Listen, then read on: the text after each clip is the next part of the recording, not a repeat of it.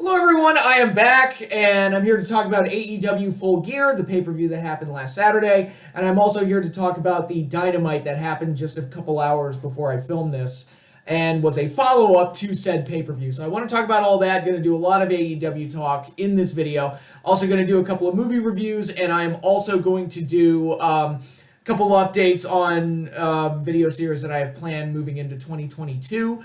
So there's a lot to go over. It's going to be fun. It's going to be great. But before I get into any of that, there's something I do want to talk about, and it's another example of me, I guess, biting the hand that feeds me, although YouTube hasn't paid me in God knows how long because I stopped monetizing my videos. But so YouTube, in their infinite wisdom, has decided to push forth a measure to remove public dislike counters from videos.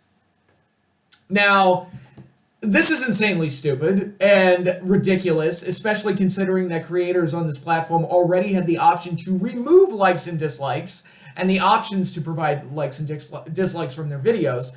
So that's completely ridiculous. I mean, Spoonie did it quite often because he didn't like the negative attention he was receiving at one point in time. So it's, when you have all that in place already, one has to wonder, why are they even bothering going through with the effort of removing a public dislike counter on any of the videos, which, by the way, the value of the dislike counter, and quite honestly, negative feedback in general, and this is coming from somebody who was bullied as a child, who was mistreated, who's been told plenty of times when he's doing something wrong, for a multitude of reasons. Negative feedback can be a very valuable thing because you can learn from your mistakes and learn not to repeat said mistakes. And I think on the internet and in the video production community, I guess you would call it, I think the dislike ratio was a very useful tool to know when you're doing something that's not good. And I can't fathom a good reason as to why YouTube would be putting forth this motion to remove public dislikes counter. So the way it was explained is that the public dislike counter is going to be eliminated at some point in the near future. They've been testing and experimenting with it for a while now, and they're going to implement it. And but you can still see the like counter on all the videos. So it's like, all right, we're cultivating a society where people only like to hear the good stuff and just dance around all the negativity. And I just don't. But going back into the value of the dislike counter, it also steers people away from potential scams or really bad videos or videos that are participating in false advertising, not in the way that YouTube accused me of false advertising many moons ago, but no, like actual like false advertising and selling of bad services. And the dislike counter helps prevent that. And, well, now YouTube is opening up the door for those people to not only basically act with, with free range to do whatever they want, and people watching the videos aren't always going to know, because like they said, there's a sucker born every minute. They're not going to know what they're in for until it's potentially too late. And there are also people that will make deliberately bad videos just to get clicks, and monetize said videos so they make money off of it, and completely false advertises what is in the video. And that behavior is going to be allowed to continue because normally the dislike counter could help kind of like steer people away from those type of videos, and that's no longer going to be in place. And if YouTube's doing this for the reasons that they say they're doing, I know that there's other bigger thoughts on the matter that I'll cover in just a couple minutes, but if you're doing this with the intent of preventing online bullying or shielding people from any kind of negative feedback on their videos, that's not going to help anybody. And even outside of YouTube, I feel like we're cultivating the next generation to be completely unable to handle any negativity that is thrown their way. And you can't learn from your mistakes, and you cannot be better if you don't listen to any negative feedback. Now, is there negative feedback that's just hateful garbage that's just there for the sake of being hateful garbage? Sure. Do some people, dislike a video just to troll? Sure. Do some people dislike a video because Mike and Jay at Red Letter Media told them to dislike their own video? Yeah, sure. It happens. There isn't always genuine necessarily, although what Red Letter Media did was super, super funny. But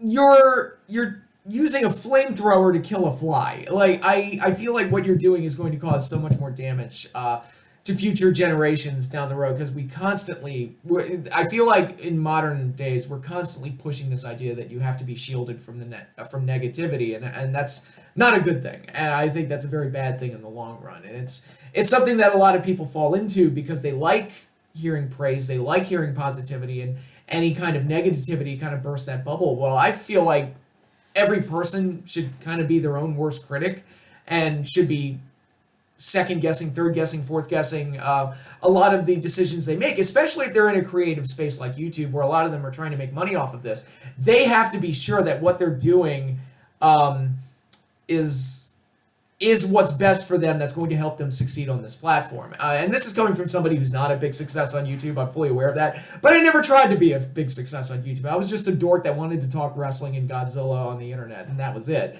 And I just kind of treated YouTube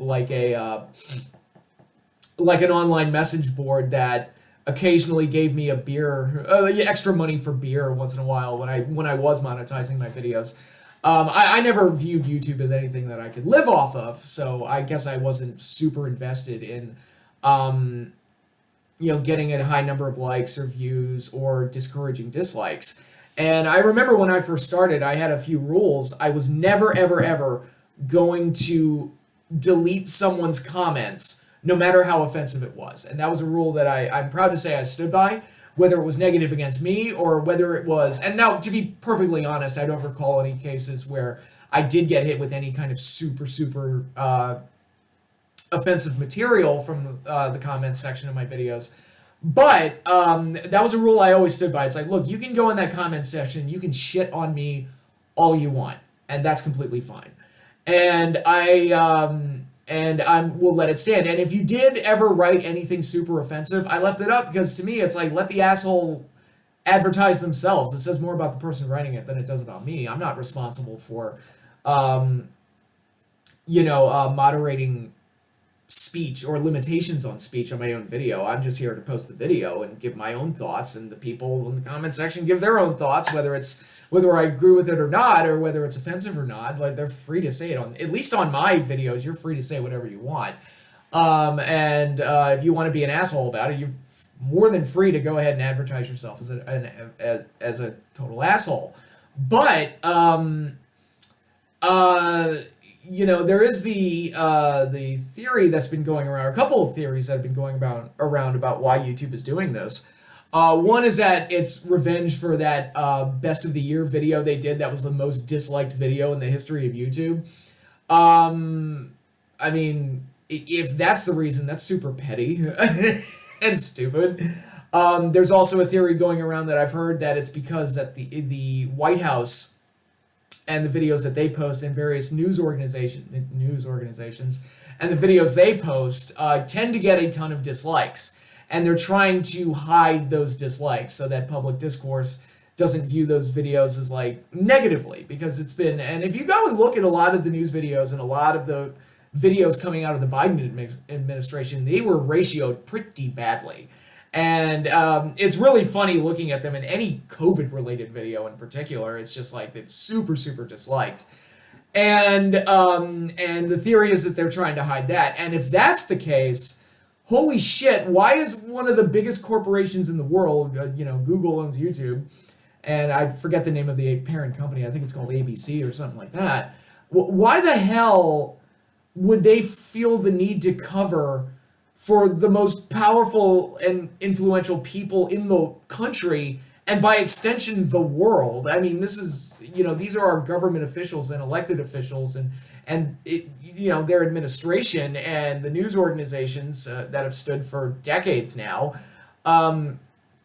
that get to shape public perception, or at least try to shape public perception, why the hell would there be any need to hide the dislike counters from those people? Like, those are the people that need to have a dislike count. Those are the organizations that absolutely need to have a dislike counter on their videos, because they're the ones that need to be held accountable for the stuff that they say, and in the case of the government, the things that they do to us collectively as the constituents and citizens of the United States of America. Those are the ones that absolutely need to be held accountable, and they do not need to be protected. And if it's true that YouTube is doing it for that reason, that is a far scarier and more terrifying thing than I care to think about right now. But assuming the less nefarious motives and theories that have been thrown around, and if this is just a thing to try and create an inclusive space and a less offensive space for creators to get on board, my attitude is, I grew up on the internet, like the earliest days of the internet when it was the Wild Wild West, and the people that are getting online today, whether it be Twitter, YouTube, Facebook, Instagram, whatever, I really have a hard time believing that any of these people could have survived an AOL chat room back in the day. Because let me tell you, like, some of the shit that we used to say to each other in AOL chat rooms back in the day and across Instant Messenger, it would, like, they wouldn't know how to handle it. And it was all in good fun. We just said shit to get people's goats. Or sometimes one thing that I used to do, and this is before To Catch a Predator even became a thing, I used to go into chat rooms and get with my couple of buddies and do this, and type in, like, my age and my sex, and then have a timer go. It's like, all right, how long before a pedophile tries to reach out to me? And it was always disturbingly quick. Like, always disturbingly fast. But that was just a thing I did to just kind of, like, I'd just go in there, out a pedophile and tease him for a little bit. And that was something that I did on the internet as a young teenager. Now, we can judge that whether or not it's right or wrong or whatever. Personally, I feel no guilt at all whatsoever in shaming a pedophile, but it's and giving them an uncomfortable night when I call them out on their shit. But it's such a different world now. But I think we've gone in an attempt to, like, clean up the internet. I think we've gone too far in the other direction to now where it's, like, become like a dystopian hellhole where you're not allowed to say anything and any kind of negativity needs to be squashed out. And that type of stuff bothers me, and it's a shame to see YouTube, that was once, like, a great platform for regular Joes to just post a video online, and some people to potentially make a career out of it, has now gone the way of going so fucking corporate to the point that they push bullshit like this that doesn't fix anything. And honestly, there's an easy workaround to this. It's all right if you're not going to show that we're disliking the video. I encourage people to go in the comment section and just write, I dislike this video. And just cover the comment section with those type of comments. They'll delete them, but I don't feel bad making them do the extra work. That's just my take. But yeah, YouTube's dumb. YouTube's stupid. I when I heard that they were doing that the other day, I'm like, that can't be real. That cannot be. And here's another thing. Like, if you're getting rid of the dislike counter, what the fuck is the point of the like counter? There's no point. You might as well just get rid of it altogether. Because who cares? Like, I don't really give a shit. Because it's not so much the number that matters, it's the ratio that you look at. Like, if there's a video that has 5,000 likes, that seems good until you look and see that there are, like, 4 million views and a million dislikes, let's say. So it's like the number itself doesn't really matter. It's more like in relation to the view counter and how the likes and dislikes measure up against each other. So now by getting rid of the dislike counter, the like counter is basically meaningless. So, okay, whatever. But I mean, this is just another example of me going on my, I know I sound like an old man that's like, get off my damn lawn, you kids. I know that's exactly how I'm coming across right now, but it's just the furthering, like, degeneration of the online internet social media type of space where they just keep getting worse and worse and worse. And I would also like to put forth this public statement. I know that Cody Rhodes recently deleted his account on Twitter, and I said it a year ago. I said it I've said it multiple times. I said it while I was on Twitter, and I will be more than happy to say it now. I advise every human being that has a Twitter account to disable their Twitter accounts and just get off social media entirely. I can state right now, all I have, obviously my YouTube channel, which I don't use nearly as much as I used to. And I've kept Facebook mainly for Messenger, but again, I'm at a point where I hardly ever use it or check it anymore. I use it to text people, basically. And, but using it as a space to, like, constantly post your thoughts, which there are a lot of people out there, it's like, you are nowhere near as smart as you think you are. And a lot of people don't like being told that they aren't as smart as they think they are, so they have really bad takes. Going way too far to wage these online wars that are stupid. I think back to Gamergate and things like that, where regardless of whose side you were on in that entire thing, there was a lot of cringiness and awfulness going around on both sides, quite honestly. And it's, you gotta ask yourself at the end of the day, like, what good is social media right now? Like, what is the value in it? Because I'll be honest, it's like, oh, Twitter's great because I can communicate with famous people. It's like, I don't want to talk to famous people. Famous people suck.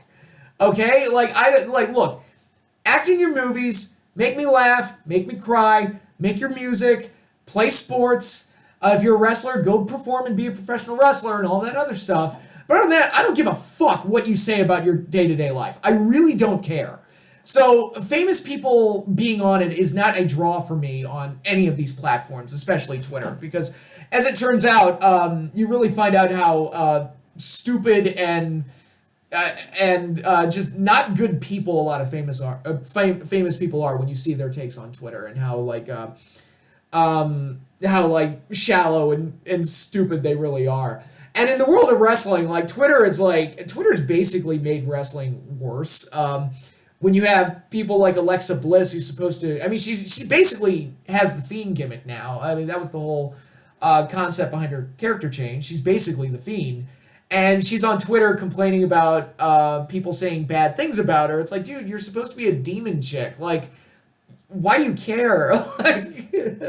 Now, some people have used Twitter to enhance their wrestling gimmicks, which is the smart way to use it. But you really see how overly sensitive a lot of them are, and you really see how when they're out of character, it's like, man, some of these people suck, and I don't want to talk to these people. And also, again, this is me being an old school wrestling fan. I like having a divide between the fans of the wrestlers, and I miss the days where I used to wonder what the wrestlers were really like rather than knowing what they're really like. I think that, and I'm not saying go back to full kayfabe where, Red Rooster has to cluck through a fucking airport, but I don't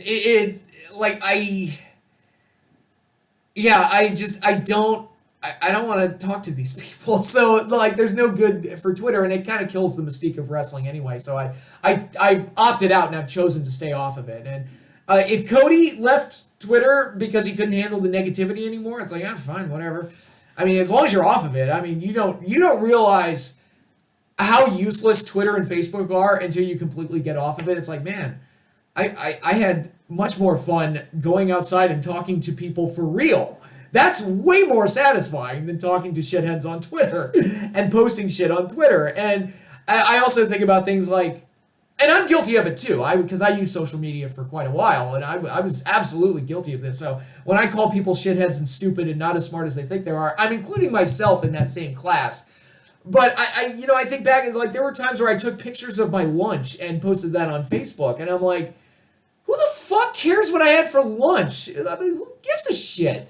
It's like we've breeded an entire generation of narcissists and people with severe anxiety and mental illness issues that can't handle any kind of negativity that goes their way, or they can't handle not getting enough likes on a certain tweet or video or things like that, or post or whatever. And it's burn it all down. That's my attitude. Just let Twitter die.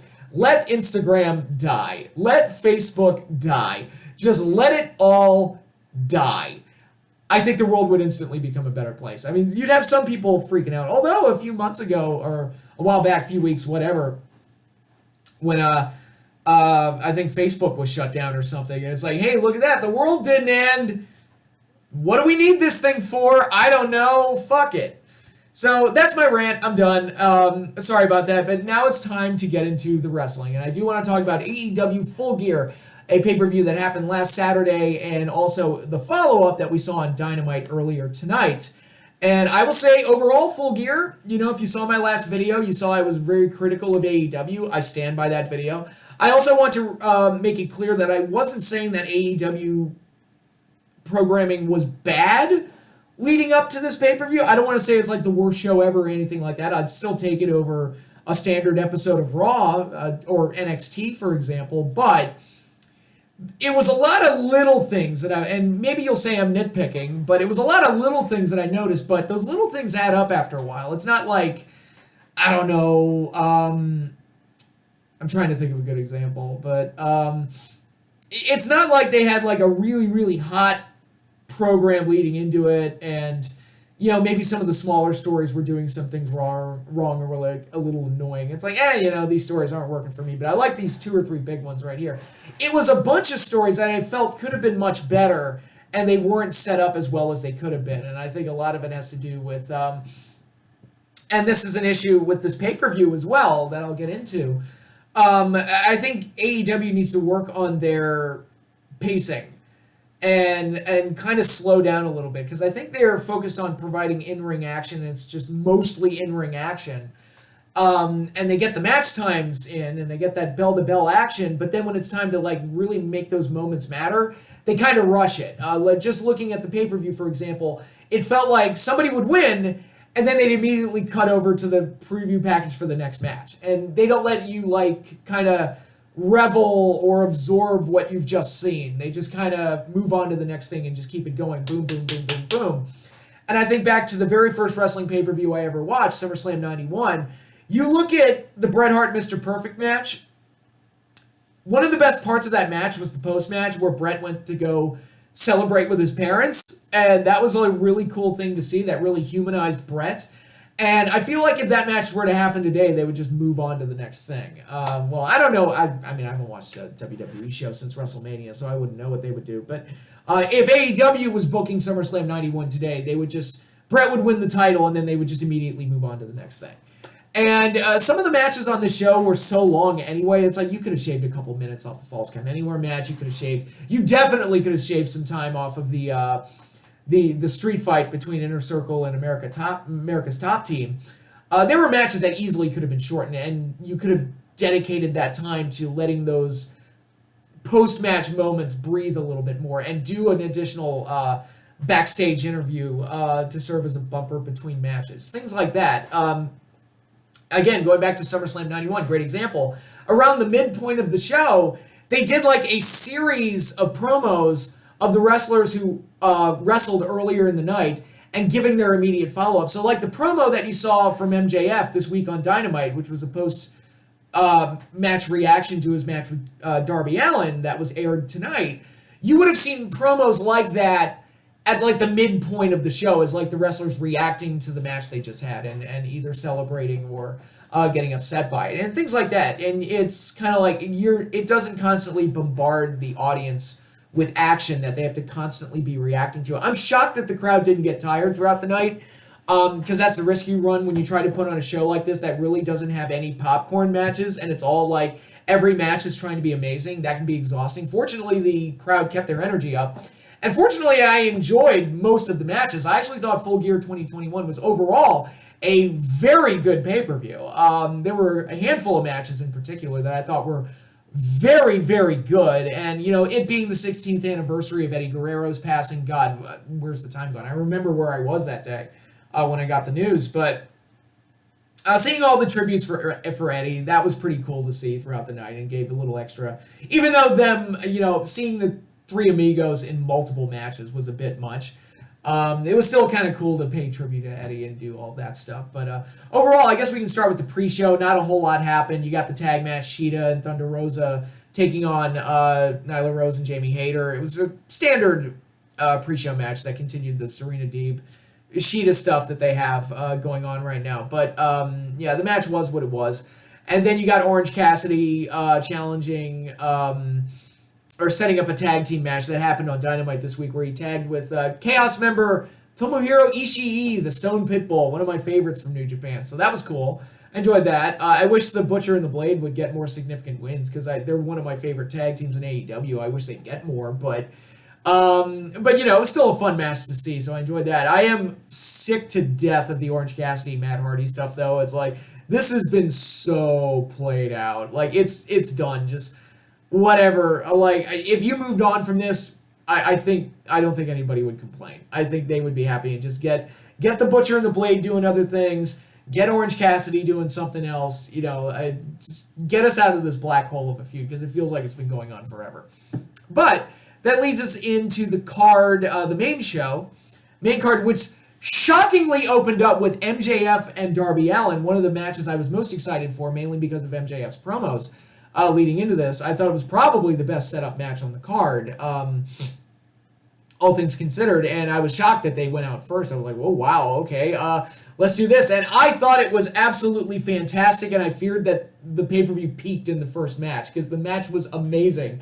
And a perfect example of when you have two strong characters, mainly MJF, who's an outstanding heel, and you let them just bounce off of each other, especially when they conflict so much, it can make magic. And this was some great old school magic, with Darby being kind of the Jeff Hardy style stuntman to Daredevil to put his body in, put his body at risk, and MJF being the classic old school heel that cheated and motherfucked his way through the entire thing. And the finish of this match, I love this type of shit, where MJF was bragging that he could beat Darby with a headlock takedown, and then he cheats, knocks Darby out with the Dynamite ring, and then proceeds to pin Darby Allin with a headlock takedown. I love stuff like that. That is old school heel stuff at its finest, and I loved it. And MJF continues to be like the greatest thing that AEW's ever found. Like, I had never seen MJF before he got to AEW, and I was just amazed that this guy wasn't already signed by WWE. I'm like,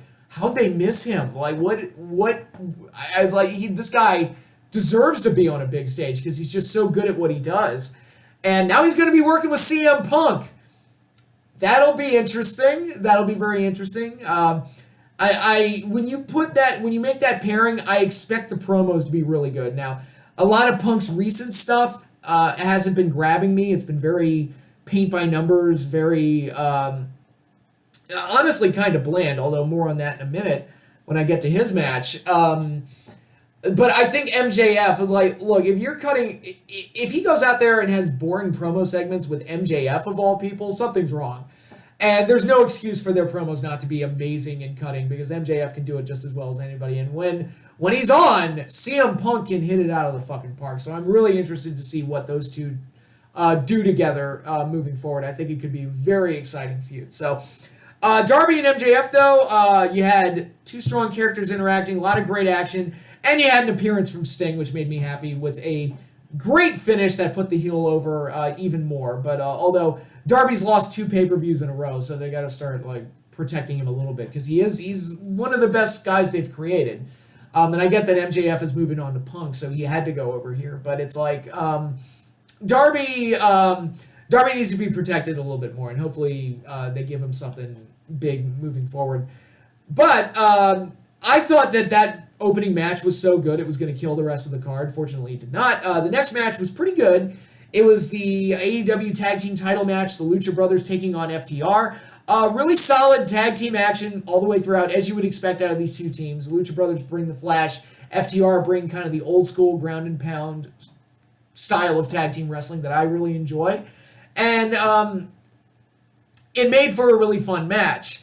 My only knock is that the finish with the masks and everything fell a little flat, and this is another example of where they didn't do a good enough job of setting up FTR winning the AAA tag team titles from them, the whole gimmick with the masks and everything.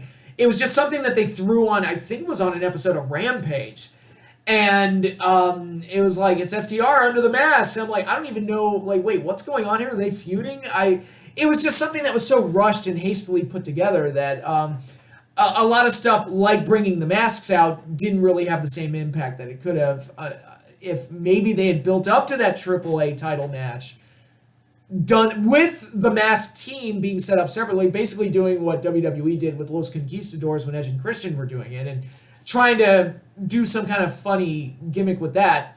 And then FTR reveals that it's them under the masks when they steal the AAA tag titles or something. That could have been great. But as it was, it just kind of felt haphazard and thrown together. But the match itself was pretty good. And that's kind of the recurring theme of this, is like it's a bunch of feuds that weren't set up as well as they could have been, but man, they really came through when it was time to do the match. But that is a pitfall that WWE fell into a long time ago, and I used to say it a lot in my videos where, a WWE programming week to week would just be awful, just awful. But then come pay-per-view time, they would have like some 4 or 5 star match or some match that Meltzer would say was 4 or 5 stars or whatever. And that would be like, oh, all is forgiven. These matches are great. And I was like, but why are we paying money for a pay-per-view that was built up with lousy programming in a bunch of matches that I have no reason to care about? And I think a lot of people kind of finally grew tired of WWE. And you can do all the great pay-per-view matches that you want, but if you're not setting them up well on TV, then it's not really going to matter all that much. And that's AEW's been pretty good about that. It's just this recent cycle from All Out to now. And I think part of that is the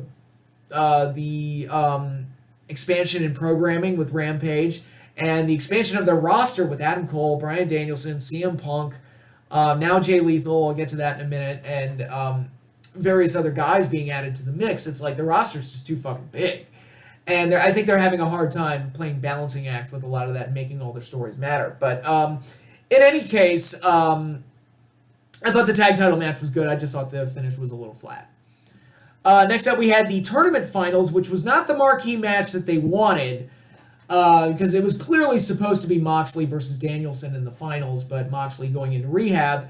And of course, that happened right before I filmed my last video, so I didn't get to comment on it. I will say that I do wish Jon Moxley all the best. I'm sure, alcoholism is not a fun thing to deal with, and going into rehab, if it does get to that point where it is a problem, going into rehab is the right thing to do, and I hope everything works out well for him and his family.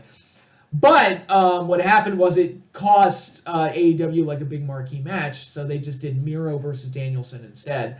I probably would have preferred Orange Cassidy versus Danielson just to kind of see how Danielson can play with someone like Orange. Danielson was going to win anyway, so it doesn't really matter. But I thought the match itself was solid. I thought the clash in styles with Miro being a brute and Danielson being the classical wrestler guy, I think created a nice clashing of styles, and some of their submission counters towards the end were fun. Like I said, the finish was never in doubt, but it was still a fun match to watch. Not the big marquee match that they wanted. It was supposed to be Moxley and Danielson, but as is, I thought it was pretty solid. And I'll have more to say about Danielson when I go into Dynamite, but I'll wait until I talk about the main event before I go into that. Next up, we had a wild Young Bucks style free-for-all as Adam Cole and the Young Bucks took on Christian Cage and the Jurassic Express in a big Falls Count Anywhere match. You put the Bucks in a situation where there are no rules and you can do whatever you want. You kind of know what you're getting, and this is exactly what it was. It was a wild free-for-all with people diving off of stuff and jumping off of stuff and doing flips and dives all over the place, off the stage, off the balconies, and all sorts of crazy shit. Bringing out thumbtacks and all sorts of nuttiness. And these are the type of matches that are fun. I think there's a place for them, but they're not like my favorite matches. To me, they're just giant car wrecks. What I will say is that I like this match more than, say, the Casino ladder match that AEW does, or to use a WWE example, I like the Edge Christian, Hardy Boy, Dudley Boy TLC matches over something like Money in the Bank, because those matches at least have some sort of team element that you can track throughout, and there's got to be like, there's more of a rise and fall and more of a story when you have two opposing sides going at each other. And the story makes a little bit more sense as opposed to, again, the Casino ladder match or the Money in the Bank where it's just a complete fucking free-for-all and bodies are just flying all over the place. But, Luchasaurus with the shooting star press off the stage, that was impressive to say the least. The thumbtack spot with Jungle Boy in his mouth probably didn't get over the way they wanted it to, but it was still It still looked good enough, I think. And the one that didn't look as good to me was the thumbtacks on the knee pads. That one, I don't think I think maybe the camera angle should have been different on that one. But other than that, you had blood, you had craziness, you had Jungle Boy getting the shock win with a one-man concerto, which was very cool to see. I did not expect the Super Click to lose this, so it was like that was actually a pleasant surprise to see Christian and especially Jungle Boy and Luchasaurus get the win here over the established heel faction of AEW. So that was a lot of fun. So yeah, this match was a wild car crash free for all, but it was fun. And next up was probably, this and one other one, probably the weakest match on the show. Cody and Pac taking on Andrade El Idolo and Malachi Black, a match that reunited 3 former NXT champions, which is interesting. A sign that, again, AEW's roster is just getting too big. And if there's anybody that you can drop, I think it's Andrade, because I'm sorry, I don't get his character. I don't understand him. I don't think he's clicking. I don't think he's working. Malachi Black is great. I think Pac is a great, reliable hand as a worker and can work in whatever situation you put him in. But Andrade, he just looks so out of place there. Like, he just doesn't, and he's got no good direction right now. And I think so far he's been kind of a bust. That's just my take. And it doesn't help with this match that again, like I mentioned earlier with Orange Cassidy and Matt Hardy, I'm done with the Cody Rhodes Malachi Black thing, and I was never interested in the Pac and Andrade matches at all. So this was just two feuds that got smushed together to make a uninteresting match. And now, based on what we're hearing on Dynamite, they're gonna add the Lucha Brothers and FTR to the mix for some reason, because sure, why not? Let's just take all the overexposed feuds and push them all together in one match. But it kind of reminds me, and again, I keep mentioning SummerSlam 91, but when Ted DiBiase and Virgil had that amazing, dramatic $1 million title match, that was great. And then the follow-up, they kept the story going, and it led to a series of matches of Virgil and El Matador Tito Santana taking on Ted DiBiase and the Repo Man. And I'm like, why is this still going? Like, even as a kid, I'm like, I feel like we're done. Can Virgil move on to something else? Can Ted move on to something else? Please and thank you. There was just nothing, not a whole lot of intrigue here. Some of the action was really good, but once again, Cody needs to turn heel. And it's like, look, I talked about it in the last video. I like Cody. I like a lot of what he's done. But that crowd is reacting a certain way, and you need to go along with the crowd. You can't fight them on this. And I was talking to somebody the other day, and he said, did Cody just forget that he's actually a really good heel? Like, I saw him in Ring of Honor and things like that. Dude's a really fucking good heel. Did he just forget that? And I'm like, I don't know. Maybe. Who knows?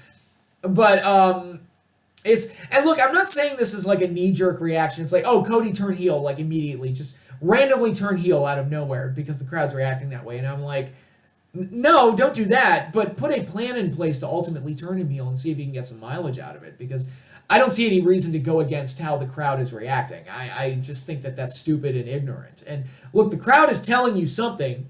You need to react accordingly. It's like what I said about removing dislike counters. You can't just ignore the negativity. You have to react to it and change your course accordingly. And come up with really good stories. And I personally, and again, maybe this is just me and how my brain works, but it's like, look, if I'm a wrestler and I'm a babyface and I go out there and the crowd is booing the shit out of me, I'm like, I see that as an opportunity to make money. It's like, they fucking hate me.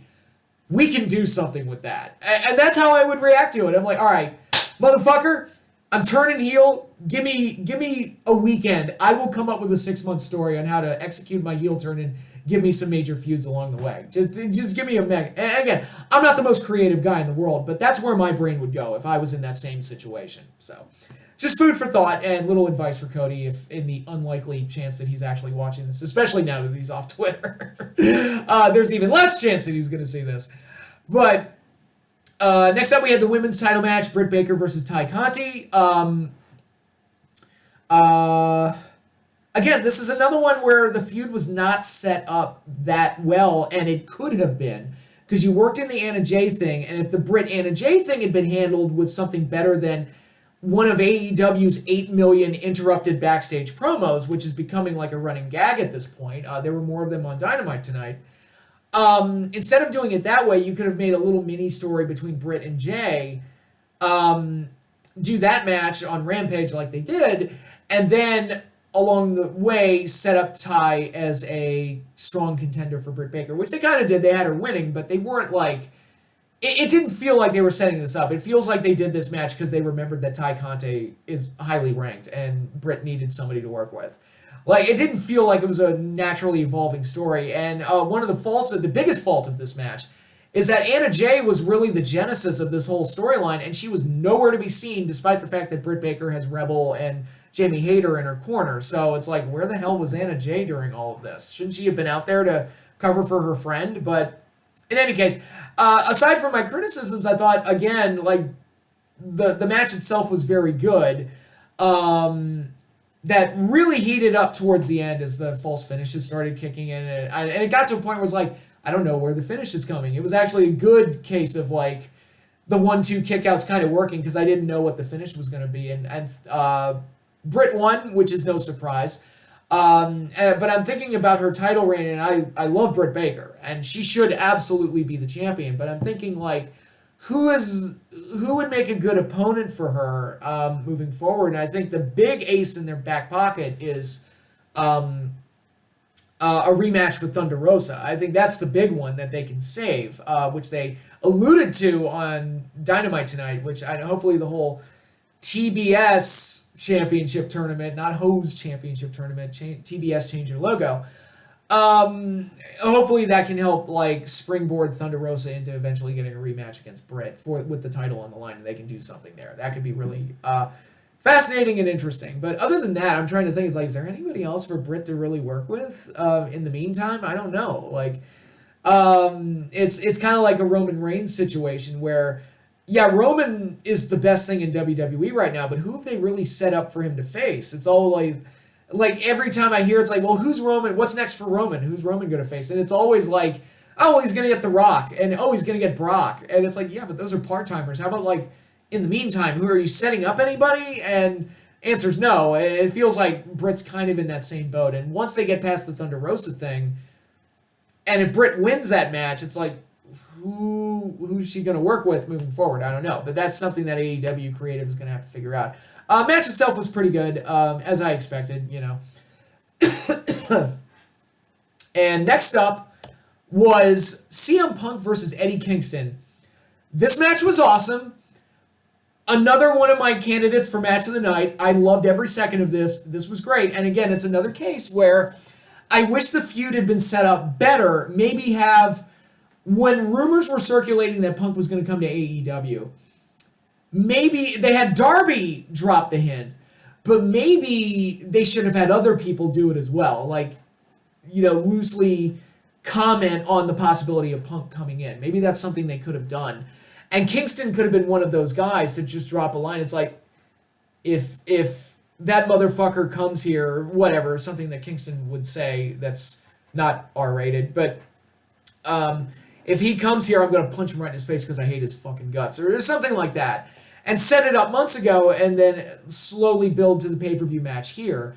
What they did instead was, it's like Punk just, they did the Darby match, they did a couple of random matches, they had him work with Bobby Fish and a few other guys, and it's just one random match after another. And Kingston just kind of got thrown up against Punk at the last minute. And really, it was only Kingston's promos that even came close to making this match even remotely interesting, because if there's anything that Eddie Kingston can do, the guy can talk his fucking ass off. Like, on the stick, he's one of the most believable guys in wrestling. He has the energy and an attitude of a guy that is perpetually pissed off and constantly getting into street fights. That's just his personality and his attitude, and it radiates perfectly whenever he grabs the microphone. His matches aren't always the best. He's not like the greatest wrestler in the world, but he's got one of the most believable characters in wrestling, which goes a long way. And here, I think what we got here was like the best match of Eddie Kingston's career and the best match Punk has had since he's been in AEW. And the reason it worked, they didn't rely on finisher kickouts and big high spots. It's just you believe that those two guys hated each other's guts and they just wanted to beat the shit out of each other. And they set the tone when Punk didn't do the pomp and circumstance at the beginning and he just stormed down to the ring. And then Eddie hit him with the spinning back fist before the bell sounded. And we got blood, we got hard hitting. It looked like these were two guys legit trying to beat the ever-living shit out of each other, and it looked like a fight.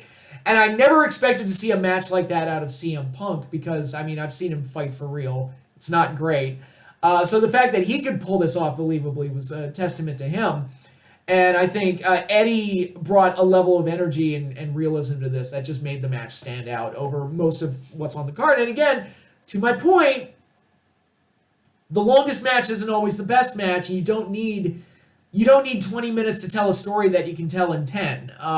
And pacing is everything, brevity is the source of wit, yada, yada, yada, all that other stuff. This was the shortest match on the card. I'm pretty sure this was the shortest match on the card. It was like 11 minutes or something. And it was arguably the match of the night. It was excellent. It was great. It was intense. I was screaming at the top of my lungs while watching this thing. I was excited. It was great. It was awesome match that felt believable and real, and that's why it was good.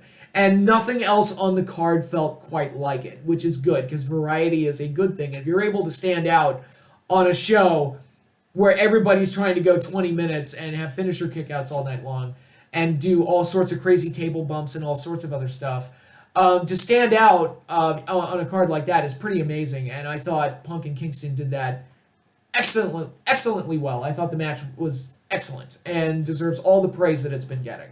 And this is coming from somebody who was recently critical of CM Punk's run in AEW, and I thought this match was superb. And if we get more matches like this out of Punk, and he's able to hang with MJF on the stick, he might be back in my good graces as a character and as a talent goes. But we'll see what the future holds for CM Punk moving forward. But I thought this match was great. Next up, we had what should have probably been a popcorn match, but it instead went on for like 15-20 minutes. The Inner Circle taking on the Men of the Year, Scorpio Sky and Ethan Page, and America's Top Team, Dan Lambert, Junior Dos Santos, and I forget who the other fighter was.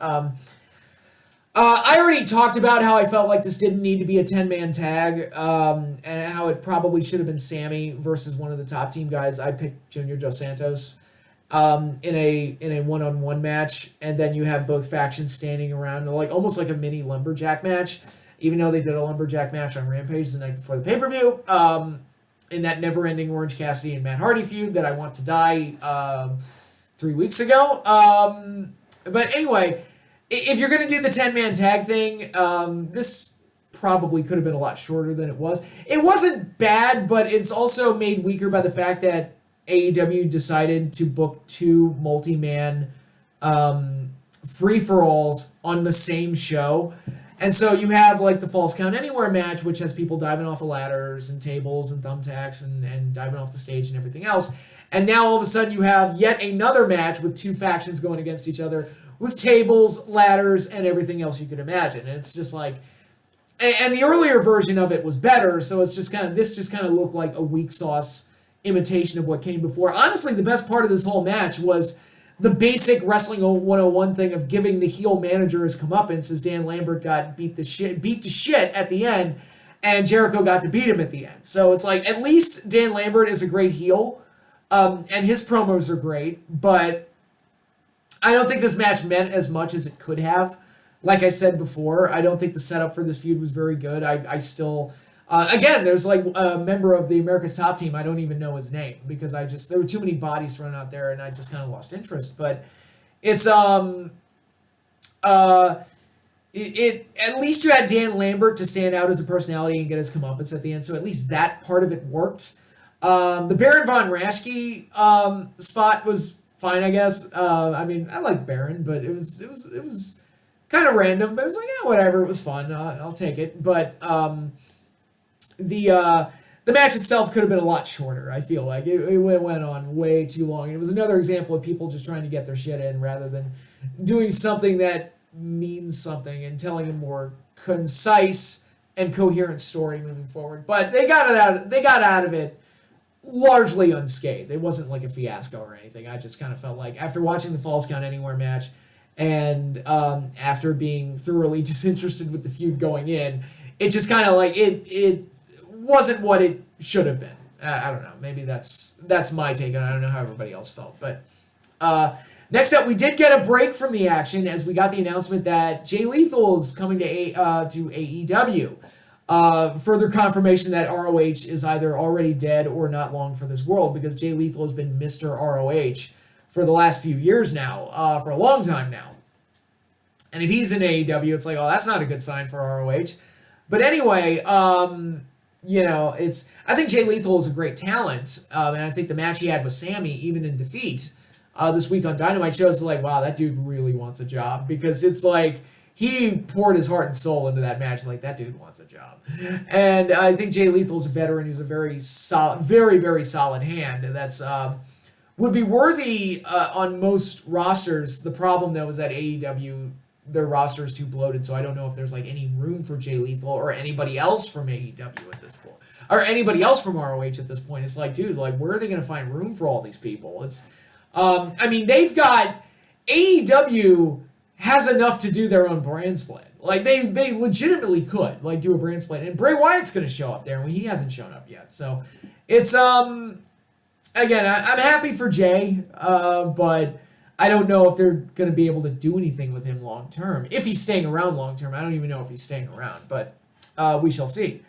And then finally, we closed out with the main event. Adam Hangman Page challenging Kenny Omega for the AEW World title. And Hangman won, is the new champion, which is awesome. And I popped for that. The audience wanted it, and they reacted to everything in the match along the way. And you got the satisfying conclusion where Hangman almost beat Omega with the One-Winged Angel, but Kenny kicked out of it, making Kenny the first person to kick out of the One-Winged Angel in AEW. But a couple of buckshots, and Hangman Page was able to get the win and become the new AEW World Heavyweight Champion. So great for Hangman. I mean, Hangman's been a project that AEW's been working on since its inception. And he got over so big. And it started with the cowboy shit.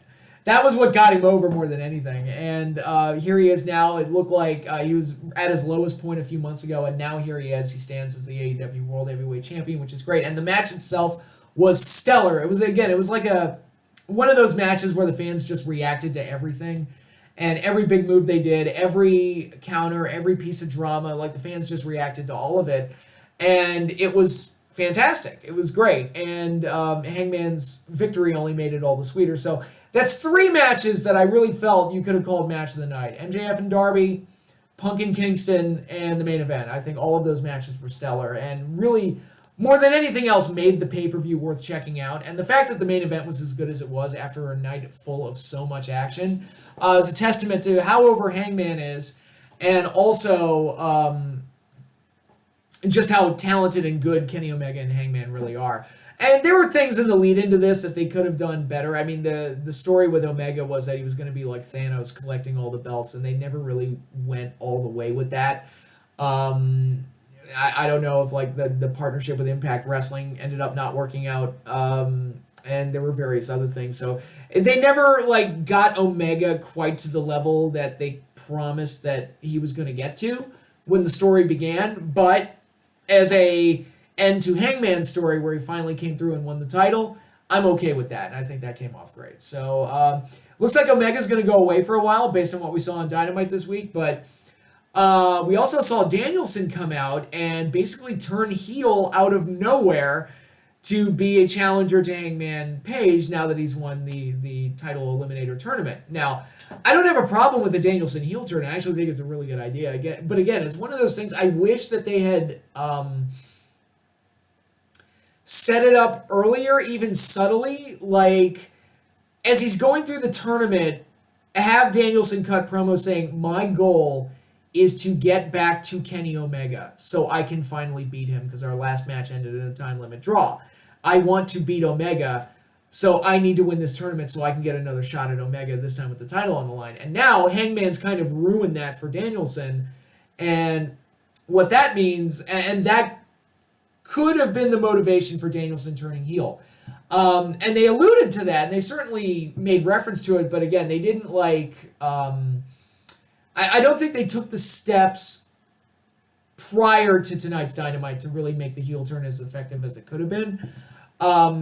Again, it's another one of those things. It's like I like the destination, but the steps along the way, the journey needed to be a little bit better. But I like Danielson as a heel, and I think he'll fit in better. And it makes Hangman better, I think, to have Danielson work with him as a heel rather than do the face versus face respect thing. And now he's got the whole Dark Order to go through as a potential opponents before getting to Hangman. So it's there's a lot of good that could come out of this, and we're getting Hangman versus Danielson. That's cool. I'm down with that. So I like the destination. I like where they got to. I just wish they had taken the proper steps to get there. But again, it's interesting. We've got a lot of setups going for big feuds and big matches. MJF and Punk, Danielson and Hangman. So we'll see where it all goes. It's all very fascinating. But that concludes All Elite Wrestling's Full Gear 2021. I thought very, very good pay-per-view. I'll be nice and give it an A. I think the strength of the three main matches, MJF, Darby, Eddie, Kingston and Punk, and Hangman and Omega, I think that was enough to make the show more than worthwhile and more than high, heavy recommendation for me. And the rest of the show was pretty solid as well for the most part. So overall, AEW, I thought, did a great job with their pay-per-view. Now, moving into more reviews. More reviews. We've got two movies that I watched recently. Fairly recent releases. Dune and the director's cut of Rocky IV. When I heard they were making a director's cut to Rocky IV, I was like, well, I know I'm watching that in theaters because, and sure enough, Fathom Events with Regal Theaters had a whole one-night event where they screened the director's cut. Sylvester Stallone's own director's cut of Rocky IV, and because I am such a huge fan of the Rocky series, I was definitely going to comment on that, and there was no way I wasn't going to see that, because Rocky IV is a bit of an interesting one, because it's a movie that, when it came out in the 80s, it's the most 80s of the Rocky movies, and I think that's why a lot of people really like it. Because it is so macho and it is so over the top and it has so many montages and everything and it is so ridiculous and crazy and insane that I think people like it because it is so just everything is just cranked up to 11, and I think that makes Rocky IV special among the different Rocky films, and it occupies its own little space in the Rocky series because of it.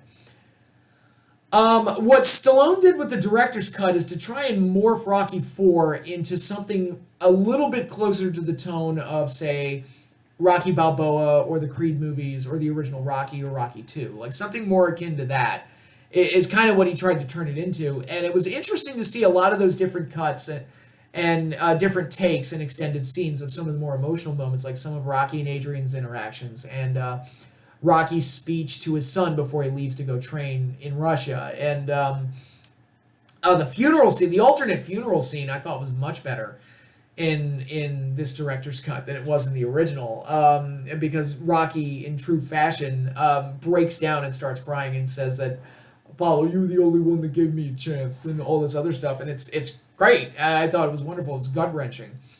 And things like the robot, Polly's robot, that's cut out, which is funny because before the movie started, they had like a little interview with Sylvester Stallone. Ben Mankiewicz was interviewing Stallone. And he said, yeah, you know why I put it in the movie? I went to Pizza Hut one day, saw the robot, and I was like, I should put that in the movie. And it's like, really? That was all the thought you put into it? It's like, wow, crazy. That something like that can happen. So...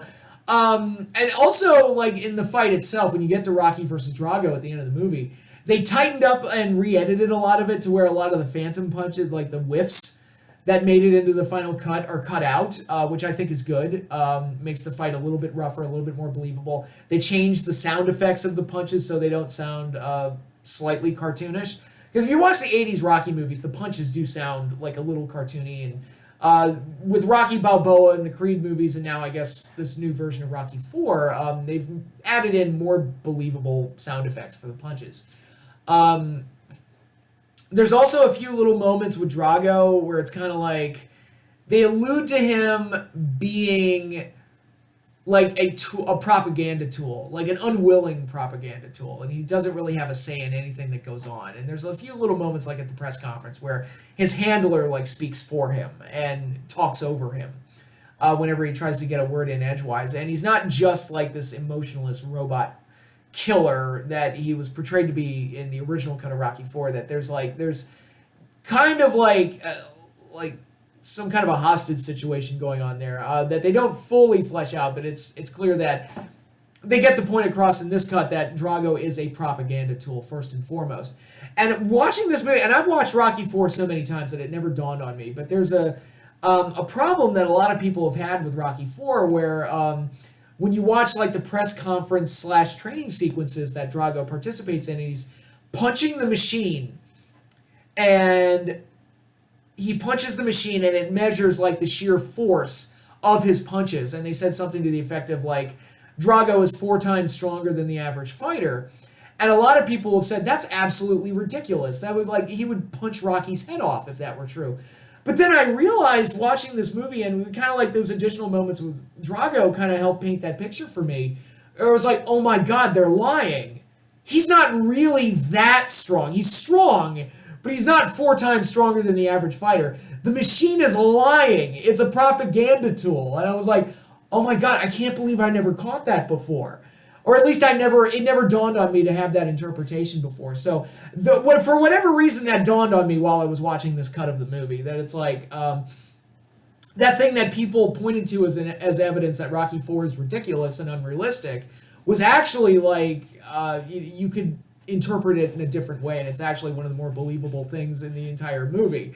And again, I can't believe I've been watching that movie for 30 years, and I can't believe it just finally dawned on me what that was a potential explanation for that. But so it sounds like I'm really praising the director's cut, and I am. I think it's very interesting.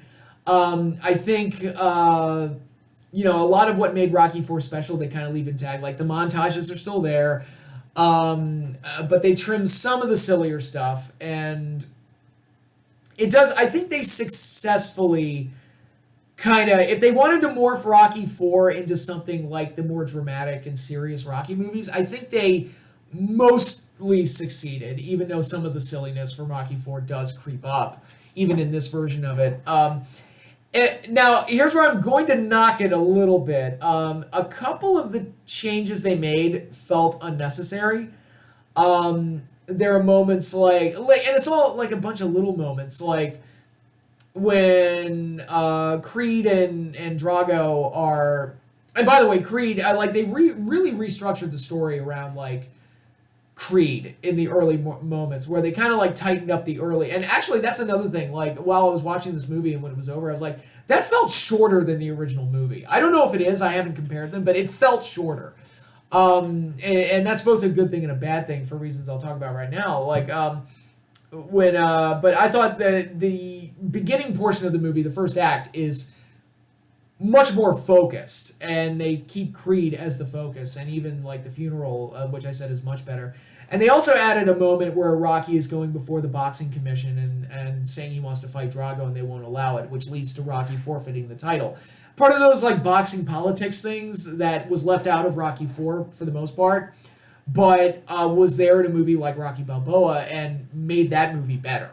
So I actually enjoyed that little moment as well. But as far as like losing a lot of little moments, like they recut the scene where Creed and Drago are having their fight, and Creed's like, "Come on, boy, time to go to school," and he pounds down on his fists, and they don't move.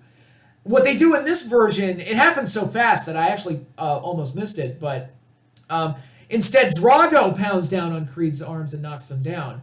And I think that's less impactful because any strong guy could have done that, and I don't think it would have intimidated Creed. What intimidated Creed was the fact that he hit him as hard as he could and his arms wouldn't move. And that, to me, was more indicative of what Drago should be as far as being a monster goes.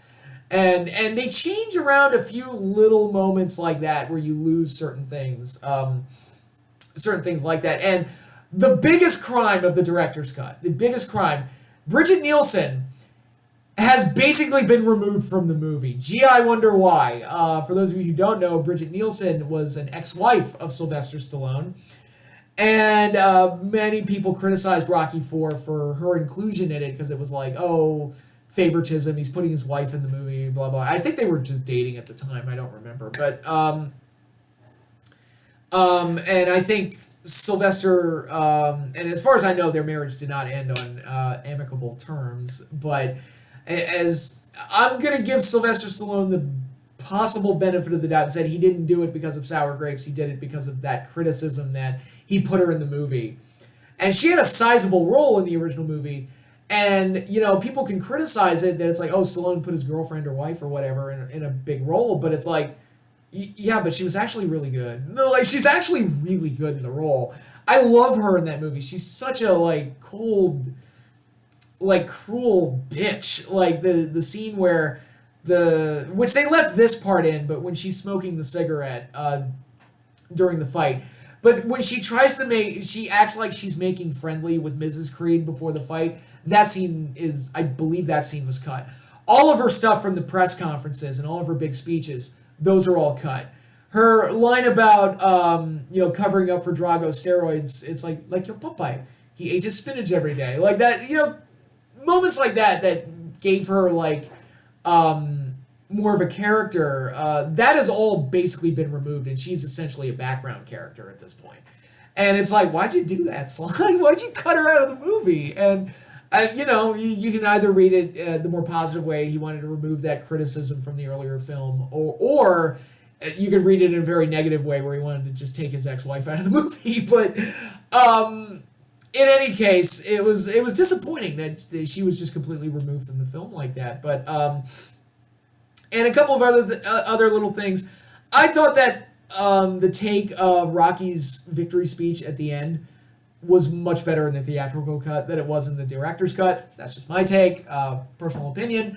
But, overall, I think the director's cut of Rocky IV, it's another in a long line of director's cut where I'll watch it and I'll go like, man, if you took like 2 or 3 things out of the director's cut and just put it into the theatrical cut would be perfect. A perfect example would be Terminator 2, where there's like 2 or 3 moments. There's one big one where Sarah and John remove a chip from the Terminator's head to try and like reprogram him, and then John and Sarah fight over whether or not they should actually destroy the Terminator. It's one of the best scenes in the movie, not in the theatrical cut. It's in the director's cut. And there's that and like one other moment where I'm like, man, if you just took those and put them in the theatrical cut would be perfect.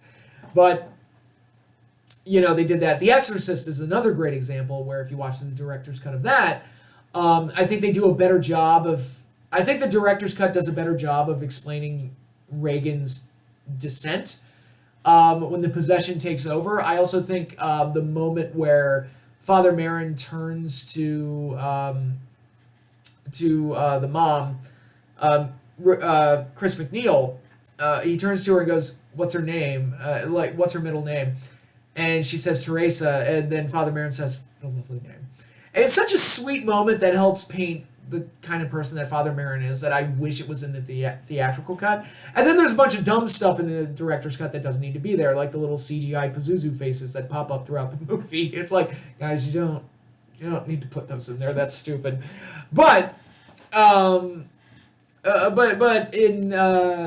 I think the Rocky IV director's cut is going to fit in that same line where it's like, if you take those like 2 or 3 things, put them in the theatrical cut, I think the theatrical cut would be perfect. Oh, and lose the robot. You can totally lose the robot. But overall, I was happy with the director's cut of Rocky IV. I thought it was a really fun experience, and it was like I was experiencing a movie I already adore in a completely different way. So to that end, I was entertained and I enjoyed it. It was a fun experiment, to say the least.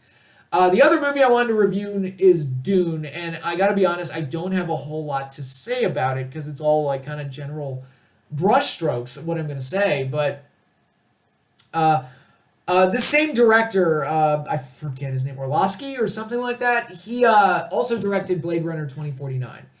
which I thought was one of the best sci-fi movies I've seen in the last decade. I thought it was great, and I actually prefer it. Over the original Blade Runner. The only thing 2049 is missing is Rutger Hauer, who Rutger Hauer in the original movie gave like an Oscar-worthy performance, like Tears in the Rain. And that movie did an amazing job of recreating the world of Blade Runner, and I felt telling a much more interesting story. So I was actually looking forward to Dune because I liked what this guy could do with another science fiction property. And now Dune, unfortunately, unlike Blade Runner, I don't have a whole lot of familiarity with Dune. I've seen the Lynch movie. It is what it is. It's fun in its own way. And but I've never read the books. And I think that's important to make that clear when I talk about this movie. I've never read the book, so I have almost no context for how the world works, what the sides are. I know that they're fighting over spice and the importance of spice is like the driving force for all these families and groups going at each other. That part I fully understand and everything. But in watching this movie, a near 3-hour movie, I felt like my first response when the credits started to roll was, I think I need to read the fucking books. Because I felt like there was context that was not provided, that prevented me from being able to fully grasp or appreciate what was going on. And I'll say this, the movie looks great. I mean, it's a fantastic looking movie. They really linger on those spaceship shots. But it looks great, and I think there's a lot of interesting story ideas and character, ideas for characters and everything. But I think that maybe the book series is too dense to adapt properly. I don't know, because there were things that would come up and not be brought up again until much later, and a lot of forced foreshadowing of stuff that came around at the end of the movie, and it felt like it was a lot of, like, I don't want to, because here's the thing, I'll be completely honest, I'm actually getting tired of the modern blockbusters and the current format of just ripping off Marvel and be quippy as hell, jokey as hell, CGI mishmash of everything, and it's got to be this factory assembled way now until the end of time. I've gotten so sick of that I can't, though I don't have the vocabulary I need to express like how sick of it I have become. So if you want to do something that's slow paced, I'm completely okay with that. Blade Runner 2049 was slow paced, and it was great. I loved it, because if the world is great and the characters are great, I don't mind taking a leisurely stroll through the story, because I'll be interested in what's going on anyway, and I'll be hanging off every word. So slow-paced is fine. The problem is, this was a slow-paced movie where I felt like I was missing pieces of information. And I don't know if that's the movie's fault. I don't know if that's my fault for not paying full attention, because admittedly I watched it... I watched it while I was working on something else, so it's kind of like maybe my attention was divided and maybe I should give it another chance. But I was doing the dishes, so it's like I was doing the dishes. But it was it's possible that I missed some stuff, but I don't think I did. And I don't want to say I didn't understand it. I just couldn't, I had a hard time investing in it, if that makes any sense. I wasn't confused by it. I just felt like I was missing what I needed to fully invest in the conflict, in the characters, and what was going on. And it's like, you look at the cast for this movie, I mean, they got a lot of people to be in this thing. Oscar Isaacs, Batista, who barely does anything. Batista, who was in Blade Runner 2049 and had the best line in the movie, almost stole the show at the very beginning of the movie. And here it's like, I almost forgot that he was in it. Jason Momoa's in this. That girl Zendaya, I think her name is, she's in it. So they got a lot of fairly big names to be in this thing. And it's I don't know, I just felt like it didn't maximize the potential of what it had. And again, I need to read the books, and that's something that's on me. I feel like I need to read the books to get a better appreciation for the world and what is going on. But if I need the book to fully appreciate what's in the movie, that is a failure on the adaptation, because I personally feel like an adaptation should work without reading the book. The adaptation should be able to stand on its own. A perfect example is Lord of the Rings. I love Tolkien's work. I love Lord of the Rings. I think it's a great book. I also think the Peter Jackson movies are great, and I would think that even if I had never watched or had never read the Lord of the Rings books. I think they're legitimately great movies where they cut out the right things while still providing the context you need to fully invest in what's going on, and I think it's fantastic. And I'd be hard-pressed to find a trilogy of movies that are just as good or better. Well, I mean, you got Star Wars. Other than that, and when I say Star Wars, I mean the real Star Wars. I mean the first trilogy. Other than that, I'd be hard pressed to find something that was quite as amazing as Lord of the Rings was, and I can enjoy those movies without reading the book. Dune, my first reaction was, I think I need to read the books, and thank God I had this spoiled for me before I went into it. But it's a part one. It was not advertised as a part one. And I personally don't think it ends at an appropriate place for part one. It's like, wait, that's it? That's where that's where your cliffhanger is? And it just kind of felt like the movie just stopped. And yeah, they probably should have advertised this as a part one. Or maybe you should have pulled a Zack Snyder and just release it on HBO Max as one long 4-hour movie or 5-hour movie. That might have worked better. I don't know. But Dune, it's like, I appreciate what it was attempted. I think the movie looks very good. It's just, I just couldn't get into it. I just could not. I just had so much, I struggled to get into it. It was kind of like, it kind of reminded me of watching The Green Knight, where I was trying to force myself to like it because I really wanted to like it, but I don't know, it just didn't fully work for me, although it does make me want to read the book, so I guess there's that accomplishment. They can praise themselves for that. It made me want to read the book. But in any case, Dune, I don't think it's a failure of a movie by any means. I don't think it's the worst thing I've ever seen, but it's just kind of like, I enjoyed this way more than The Green Knight, for example, but it was just, I don't know, I think maybe this is, I don't know, maybe the Dune book is just unadaptable. I don't know, I've never read the book. And people have told me it's extremely dense, so. But I don't know, am I going to watch part 2? Maybe, just to, just for kicks, I don't know, but it's not, I don't know, the movie, I've talked to a lot of people that hated it, and I've talked to a lot of people that liked it, so it seems to be splitting people. I'm kind of more in this weird middle ground, probably more on the negative side of things, because I just felt like, I felt like something was missing, and I can't fully explain what it was, but something was off about it that kept me from being able to invest in it. But in any case, updates to the channel. On my last video, I talked about doing reviews of all the WWE pay-per-views from the year 2000 and doing videos paying tribute to Batman the Animated Series. I think I've nailed down how I want to tackle this. I think with the WWE 2000 pay-per-views, I'm going to do maybe 3 pay-per-views per video reviews. Because when I tried to, when I reviewed all of the 97 WWE pay-per-views, all 12 of them in one go, goddamn, I was exhausted by the end of it, and I think I shortchanged kind of the later year reviews a little bit. I don't know how it looked to the people that actually watched that mess, but I was like, I felt like I was babbling like a lunatic by the end of it, and I was exhausted. But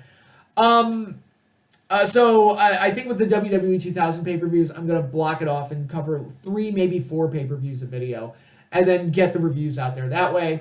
And the Batman videos, I think how I'm going to tackle this, as far as paying tribute to Batman the Animated Series, I think my idea is I'm going to do character spotlights, where I go through all the major characters of Batman the Animated Series, heroes and villains alike, and I'm going to pick my favorite episode centering on that character and talk about why. And I think that's the way I can appropriately tackle Batman the Animated Series without stepping on other people's toes and, just restating what has already been on the internet for the last 15 years or so. So hopefully that works out. But in any case, that is all I have for you now. Thanks again, everybody, for watching this super long video and all my rants and all my raving. It's what I do. But I had fun doing this, and I'll be back later with more videos coming down the road, so stay tuned for those.